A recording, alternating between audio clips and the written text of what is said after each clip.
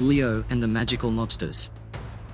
In the bustling city of Lumina, where skyscrapers touched the sky and the streets buzzed with activity, lived a young boy named Leo. Leo was no ordinary boy, he had a knack for solving mysteries and a heart full of courage. Little did he know, he was about to embark on the most thrilling adventure of his life. One evening, as Leo was returning home from school, he noticed something strange in the alley behind his house. A group of suspicious-looking men, dressed in pinstripe suits and fedoras, were gathered around a glowing suitcase. Leo's curiosity got the better of him, and he decided to investigate.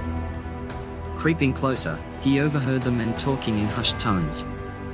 One of them said, The boss wants this magic stone delivered tonight.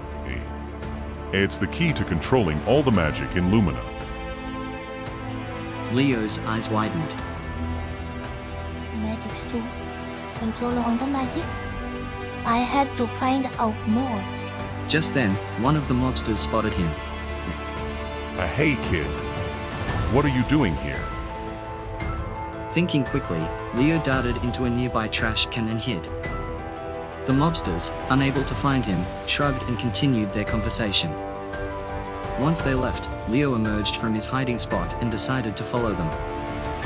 Using his knowledge of the city's alleyways and shortcuts, Leo tracked the mobsters to an abandoned warehouse on the outskirts of Lumina.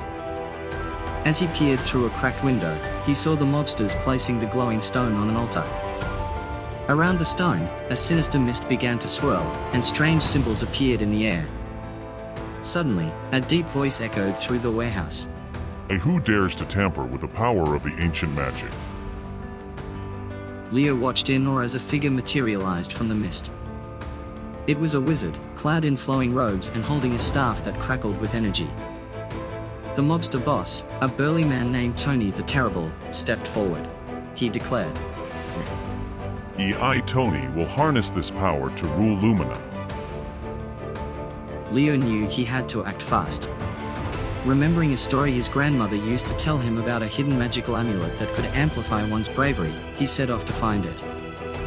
According to the legend, the amulet was hidden in the old Lumina library. Racing against time, Leo reached the library and began searching through the dusty shelves. Finally, he found a hidden compartment behind a bookshelf and retrieved the amulet. As he placed it around his neck, he felt a surge of courage and determination. Armed with the amulet, Leo returned to the warehouse. He knew he needed a plan. Spotting a pile of fireworks stored nearby, he came up with an idea. Quietly, he set the fireworks around the warehouse and lit the fuse. As the fireworks exploded, the mobsters were thrown into chaos. Leo took advantage of the distraction and made his way to the altar. The wizard turned to him, surprised. The wizard said, A brave soul indeed, but do you have the strength to stop this madness? With the amulet glowing brightly, Leo touched the magic stone. Instantly, a burst of light filled the warehouse, and the mist dissipated. Tony and his mobsters were frozen in place, unable to move. The wizard smiled. You have shown great courage, young hero. The magic stone is safe once more, and Lumina is free from the threat of these mobsters. Leo beamed with pride. Thank you, sir. But what will happen to Tony and his gang? They will be sent to a place where they can do no harm. As for you, continue to use your bravery and wit for good. The world needs more heroes like you. With a wave of his staff, the wizard and the mobsters vanished.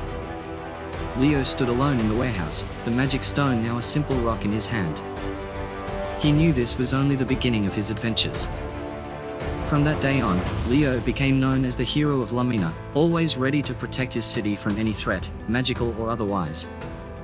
And though he returned to his normal life, the amulet around his neck served as a reminder of the extraordinary adventure he had and the magic that lay within him.